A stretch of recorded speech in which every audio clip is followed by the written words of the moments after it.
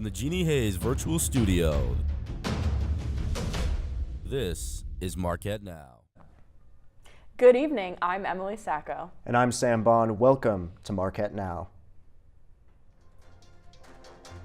Coming up, raising funds for a nation in crisis and what you can do to help.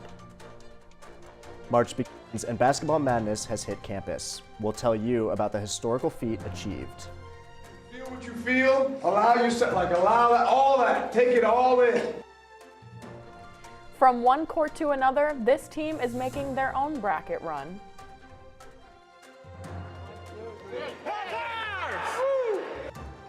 And later, an annual tradition to wrap up a special month. But before all that, a developing story. A student still recovering after an accident involving an Eagle Express van early Saturday morning. TJ Dysart is live outside the engineering hall with more details. TJ? Yeah, guys, certainly not the way anyone had envisioned Engineering Week coming to a close. I'm actually holding a piece of that bumper here that flew off of that vehicle when it was traveling south on 17th Street, running a red light and colliding with that Eagle Express that was traveling east on Wisconsin Avenue. Take a look behind me. You can still see some of the damage that was done to the engineering building. You see that boarded up glass and that boarded up window here. Now, we spoke to some of those crews that were working on this window, and they told us that it's going to take some time to repair. It may not look like much, but the damage was pretty significant. Now, fortunately, that driver behind the Eagle Express van was not harmed, but we did speak with a passenger who was identified as J.P. Vargas, a sophomore in the College of Business Administration, who sustained just a plethora of injuries. I got a chance to speak with him just a day after the accident, and he told me that his main concern was just getting into contact with his family in Panama and letting him know he was okay. Now, upon impact, Vargas flew directly into the seat in front of him, and that's where he got all of those injuries. So obviously a very scary moment here, but certainly one that could have been a lot worse. Emily? Right, like you said, TJ, obviously a very scary situation for that student. And you mentioned that he did sustain some injuries. What exactly were those injuries, and how is he feeling now? Yeah, guys, as I mentioned, he is out of the hospital, and I spoke with him just a few hours before the show today, and he told me that while he is recovering, it's going to be a long road ahead. You know, he sustained 3 pretty significant facial injuries, a broken nose, a neck strain, and a concussion, so obviously a lot to take on all at once. Emily? Obviously a very rough way to cap off Engineering Week, TJ, but this isn't the first time a car has hit the building, correct?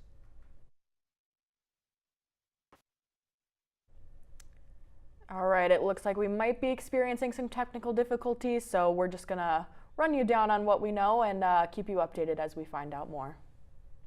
Another tragedy, the earthquake in Turkey and Syria 3 weeks ago with a death toll of 51,000, and victims are still in need of aid. Turkey is receiving help from around the world, but Syria's border restrictions make it hard for citizens to receive aid. Marquette's Muslim Student Association is taking action. It emphasizes the importance of long-term relief, especially for housing, as many short-term needs have been met in the weeks following the earthquake. Not immediate relief, but now it's for long-term relief, because typically after earthquakes or like natural disaster, there's like a week period where people now forget about what's happening, and there's people still suffering. We should focus on donating for long-term housing for these people, so that because they were displaced from their homes since their homes were destroyed during the earthquakes. Now, because of those border restrictions in Syria, Mortada is getting some help from her dad, who has connections overseas that they can ship supplies to. I personally wasn't comfortable with promoting any organization that I didn't know like the ins and outs of, and so knowing that my dad was in charge of something like this was like really inspiring to me. If you'd like to donate, you can do so by going to imizainab.org or the Muslim Student Association's Instagram page. Back on campus, the Black students and staff celebrate the final weekend of Black History Month with the annual Ebony Ball. The Center for Engagement and Inclusion and the Black Student Council worked together to put on a night to remember on Saturday evening. Avenue Ball is a place to celebrate our Black students as well as our faculty member and all the accomplishments we've had throughout the year. We want to make sure that Black people have a voice, have a place where they can come, have those spaces where they can simply just be themselves. Black History Month might be over, but the year-round conversations continue. Saturday at 10 a.m. there is a mental health in the Black Community Roundtable in the AMU.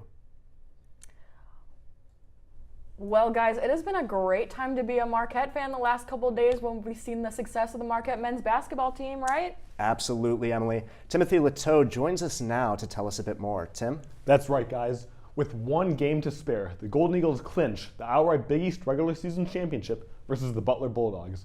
The number 6 ranked Golden Eagles are now ranked the highest they have been since the 1978 season. A share of the Big East title was already clinched on Sunday versus DePaul. This right here, okay? No one in Marquette history has won an outright Big East championship. Until now! The team wraps up their regular season versus St. John's at Pfizer Forum on Saturday at 1 p.m.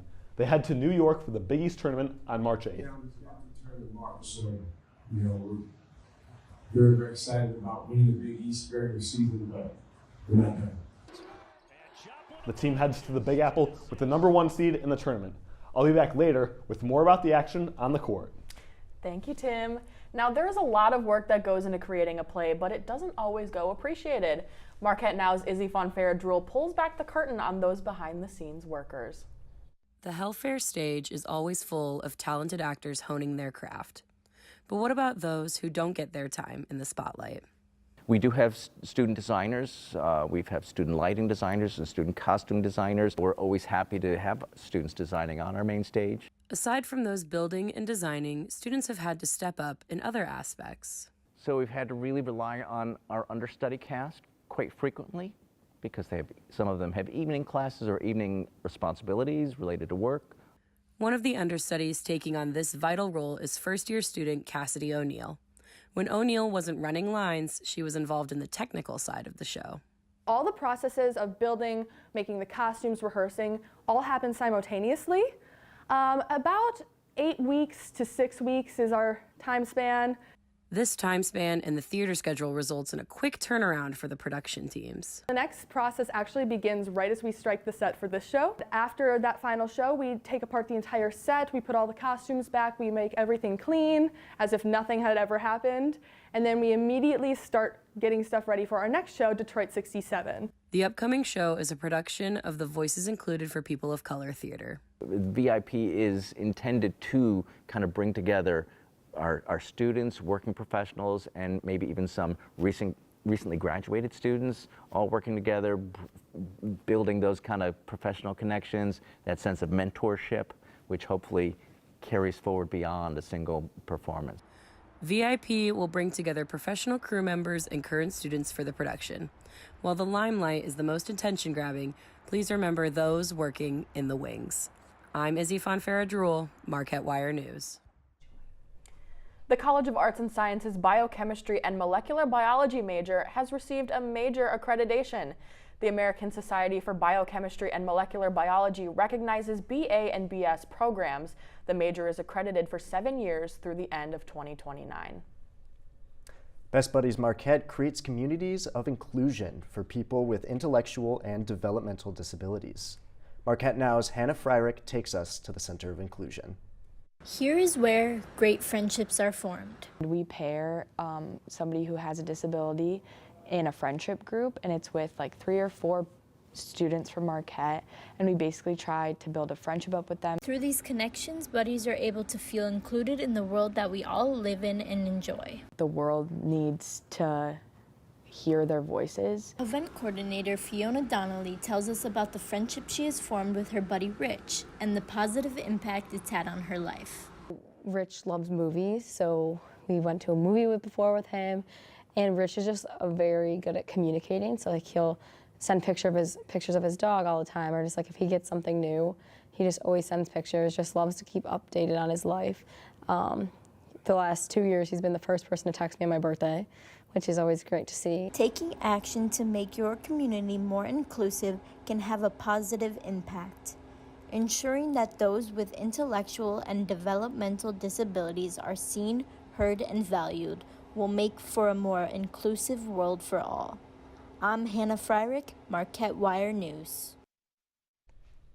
Taking a break from stories tonight, I'm Megan Ostie, and let's take a look at your current weather. Today is 41 degrees with humidity at 78%. No chance of snow or rain tonight, and winds going south to southeast at 8 miles per hour. Don't go anywhere, Marquette. We'll be right back with the rest of your weather forecast right after this. Hey world, I have a quick message. It's about safe driving. All right, let's go. Anytime you're driving, have the seatbelt buckled tight. Both hands on the wheel and your phone out of sight. When not in your hand trying to text somebody back. Because if you do, your car might get smacked. The moral of the story, just put your phone down. The people on the road will stay safe and sound. Put your phone down, put your phone down. People on the road will stay safe and sound. Yeah.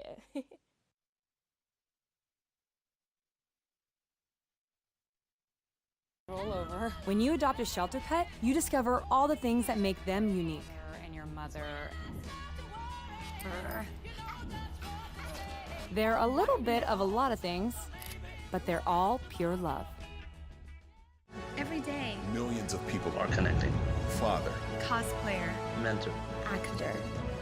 It's time we take a step forward, come together, and discover how accepting our differences can make us stronger.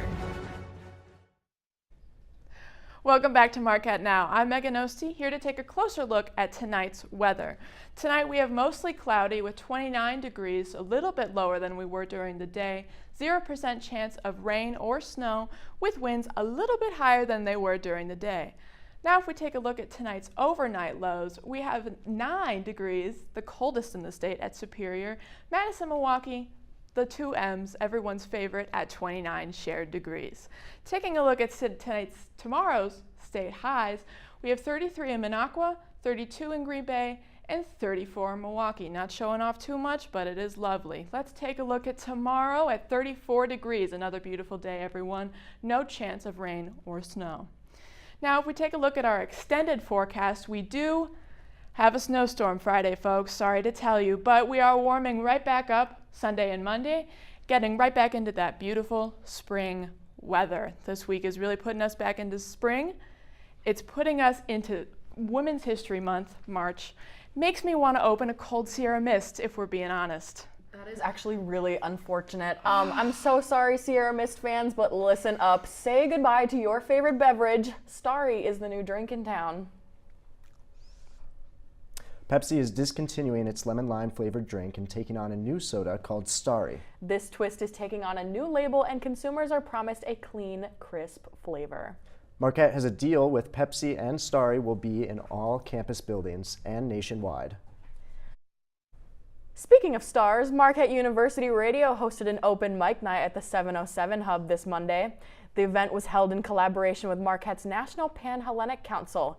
The performance featured creative spoken work from both Marquette and non-Marquette students. It gave way for students to share their art in a comfortable space. The second blood drive of 2023 is taking place this Wednesday, March 22nd. Versity Blood Center is hosting a competition between Marquette and Butler University to see who can donate the most blood by April 15th. Those interested can come to the AMU Henke Lounge from 12 p.m. to 6 p.m. to donate. All right, let's see if we can beat Butler one more time. Now, the university's password policy is set to face changes this month. The policy brings on 2 major changes. Students will no longer be required to change their password every 180 days. In addition, the minimum password length will be increased from 8 characters to 16 characters. This comes to better align with security recommendations from the National Institute of Standards and Technology. The policy change will be implemented on Wednesday, March 8th. March is underway and basketball season is coming to a close. And there's a certain team that's not only capturing the tournament bid, but might just capture your heart as well. Marquette Now's Andrew Hubbock catches up with the Cinderella story team before they go dancing. The countdown to playoff basketball is on, and as the madness begins, there's another group of athletes preparing to make their own deep bracket run. See, it's a sectional game. If we win, we go on, but if we don't, we have one more practice, and then that'll be it. For these athletes, part of the Special Olympics Wisconsin, this practice is their final chance for people like Frank to work on their skills, such as defense, offense, defense. You do everything. Frank is a bit of a jack of all trades, and through basketball, he's able to reconnect with old friends like Molly Sullivan. Well, I have known Frank, one of the guys who was mic'd up today, since freshman year, and I actually haven't seen him since freshman year. It's people like that that just brighten my day all the time, that make me want to come back and see them. How did we meet? What sport? Bowling ball. Yeah, bowling ball. I remember you bowling ball once. Yeah. Sinking shots and cleaning up rebounds are just a few of the pivotal skills learned here.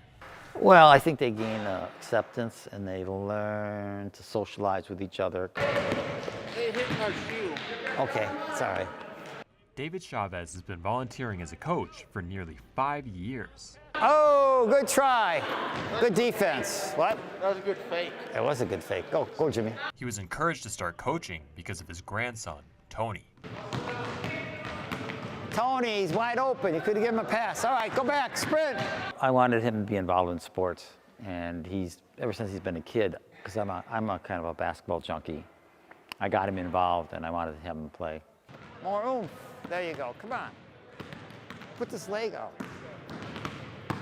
And like any coach, Chavez never misses an opportunity to joke around with the athletes. They're pretty good humored about stuff, so it's just for fun. You're the mountain man. Don't foul anybody, though. No flagrant fouls. Whether they end up cutting down the net or not, this team won't be defined by their one shining moment, but by the journey they spent as a family. 1, 2, 3. I'm Andrew Hubbock, Marquette Wire News. Emily, what an absolutely heartwarming event to start out the spring. Absolutely, I love that family mentality. Now on to another kind of performance. The Wind Ensemble Concert puts their hard work and musical talents together. They took to the stage Sunday afternoon at the Varsity Theater. Have a listen to that concert before we go to break. But don't go anywhere. Timothy Leteau will be back with sports right after this.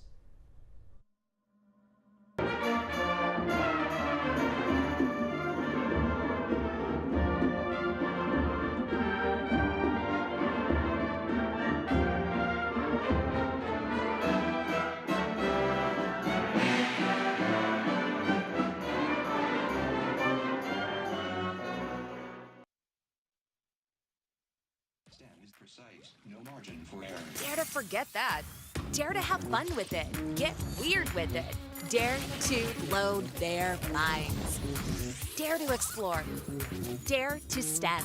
Learn more at She Can STEM. Before we celebrate the freedom most Americans have, we must fight for the freedom all Americans deserve. Because all lives can't matter until Black lives matter.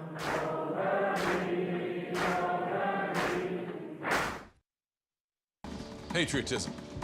It inspires passionate debate, and it's worn like a badge of honor with good reason, because it means love and devotion for one's country. But what really makes up this country of ours? It's the people. To love America is to love all Americans.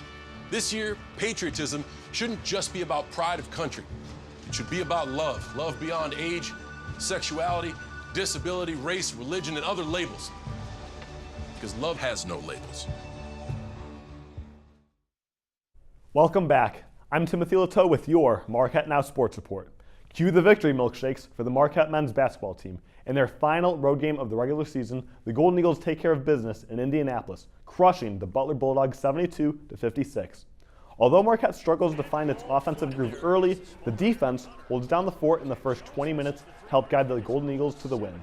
After holding the Bulldogs to 32% from the floor and turning them over 8 times, the Golden Eagles find themselves leading 36-22 at the half. The Golden Eagles pick up where they left off in the second half and cruise to a dominating victory. Junior guard Tyler Kolek leads the way for Marquette with 21 points and 10 assists, securing his second straight double-double in third of the season. With the win, Marquette clinches the program's first ever outright Big East regular season title and the #1 seed in the Big East tournament. Marquette goes from being picked at 9th in the preseason poll to first place, making it the biggest jump to claim the title in conference history. The celebrations make their way to the women's basketball team as well, as the Golden Eagles take care of business against I-94 rival DePaul on senior night. Chloe Murata steals the show on her special night, senior night, cashing in Marquette's first points of the game. Although DePaul tries its best to stay in the game, junior forward Liza Carlin flies the coop and uses a last-second layup to put the Golden Eagles up 34-18 at the end of the first. Both teams head back to the locker room with Marquette up big, 53-35. DePaul starts the third quarter strong, scoring 5 points in 58 seconds, leading to an early Marquette timeout. With their postseason hopes on the line, Marquette goes into cruise control and drives DePaul out of Milwaukee to end the season on a high note, 98-80. After her big week against DePaul and Xavier, Carlin earns a spot on the Big East honor roll. This comes after the junior forward put up 17 points and 9 rebounds in 3 games. This is Carlin's first honor roll appearance this season. On her senior night and final game inside the Al, Murata reflects on her 5 years here at Marquette. It was definitely an adrenaline thing. I was kind of looking around. I mean, Coach asked me before, "You gonna cry?" And I was like, "No, Coach. Like, I'm not gonna cry. We got a game to play. Like, I'm not gonna cry." And then all of a sudden they did the video, and I saw my teammates, and then they called my name out, and I was like, "Oh God!" Like, it's all hitting me right now, right before the game, and I kind of teared up a little bit, giving people hugs and stuff. But special moment. I think honestly, if you have that much emotion in you, to play with that type of emotion is exactly what I was trying to tell myself. Take that emotion and go play with it, and ended up being good. Well, what a fantastic night it was inside the Al for Murata. Well, the men's lacrosse team find themselves back in the win column against Big Ten foe, the Michigan Wolverines. The Golden Eagles attack clicks early, jumping out to a quick 5-0 lead. Although the Michigan attack wakes up in the second quarter, the Marquette defense holds down the stretch to secure the 14-9 victory. Senior forward Griffin Fries leads Marquette on the scoring end with a career-high 4 goals and 1 assist. After the big day, Fries earns a spot on the Big East Weekly Honor Roll as well. Senior defender Mason Woodward also earns Big East honors after the Michigan game. Woodward grabs 7 ground balls and causes 2 turnovers in the win. Coming up this week in sports, the men's lacrosse team is back in action tomorrow, traveling to Detroit Mercy to take on the Titans at 11 a.m. The women's basketball team travels to Mohegan Sun Arena for the women's Big East tournament. Marquette will face St. John's on Saturday at 1:30 p.m. for a spot in the semifinals. The men's basketball team is back in Pfizer Forum this Saturday at 1 p.m. to take on the St. John's Red Storm in their final regular season game. The women's lacrosse teams finish up the week for Marquette Athletics, hosting Detroit Mercy on Sunday at noon. That's going to do it for sports, but stick around because our Down to the Wire segment is next, discussing the MUSG debate. Don't go anywhere. We'll be right back. Sometimes the things we do or say can make others feel hurt, excluded, or isolated. Everything you say and do creates an impact. How am I supposed to save the whole world? You can't think about saving the world. You have to think about saving one person. Because of you, someone's entire life can change. You don't have to be a superhero to have a positive impact. Friends? Friends.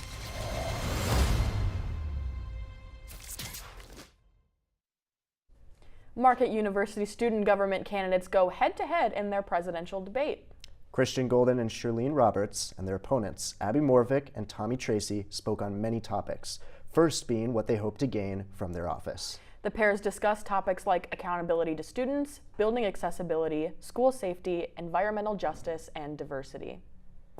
Dear Marquette community, it is with great honor we stand before you today to discuss some of the most pressing issues facing our campus: food insecurity, the need for more social events, more inclusive spaces for all organizations and programs, and adding students to the hiring process, campus security, the need to support our LGBT community. Focus on 3 things: social justice, health and wellness, and sustainability.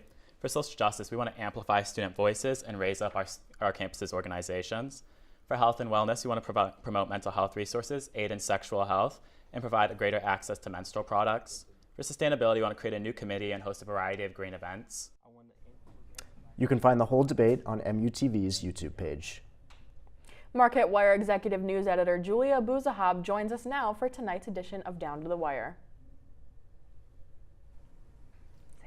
She's with Marquette Wire anchor coach Nancy Flaherty to talk more about the MUSG presidential debate that took place this past weekend. Thank you so much, Emily and Sam, and thank you so much for joining me tonight. How are you doing today, Nancy? I'm doing great, Julia. I've been here we've talked about statewide elections, national, and now we're very local elections here at Marquette University. Yeah, so you were the debate moderator for the MUSG presidential debate. What were some of the highlights that both tickets kind of talked about? Yeah, so I had the pleasure of not only moderating it, but I also got to produce it as well. And so I had the opportunity to develop all the questions asked to the candidates. I think some of the most interesting points during the debate had to be about engaging the greater Marquette community in sectors of diversity such as with race, gender, and sexuality. We had an interesting conversation about engagement and what they can both do for each of the tickets. We also had some conversations about making sure that buildings are accessible in the upcoming future. Was an interesting conversation we had about the representation of the disabled community on campus. But I think overall, there's a lot of conversations and concerns about public safety, sustainability with the university, a lot of conversations about divestment as well. And so I think those were the main kind of hot topics of the debate that evening. Yeah, and kind of speaking about issues, what kind of issues that Marquette faces that students care about do the president and executive vice president have kind of the power to address? Absolutely, that's a great point. I feel like if you're not involved with Marquette University student government or don't have any friends who are in it, you don't exactly know like what they exactly do on campus. But for the most part, they really represent the student voice on campus, and especially the president and executive vice president have some of the best kind of close ties to university committees that will have student representatives on them as well. They're a part of that process, and so if you want to kind of get the ear of the university, you kind of should be looking especially to this election with the president, executive vice president. So I would definitely say issues that students are kind of caring about focus a lot on student safety. We had a great audience question about everything that happened with the Michigan State University shooting and kind of what would that situation in safety look like. One of my favorite questions I got to ask after that audience question was a follow-up and asking the candidates, what kind of statement would you kind of give out to the students who may be suffering or directly affected if a situation like that were to happen at Marquette? Both tickets presented excellent answers, kind of hitting at empathy and direct care of the students as well, which I appreciated. Now you talk about how both candidates had a similar response to that. In which ways did both tickets kind of differ from one another? Yes, I'd say the biggest difference would be that Golden and Roberts' campaign primarily focuses on diversity, engagement, and really kind of looking at the community of Marquette as a whole.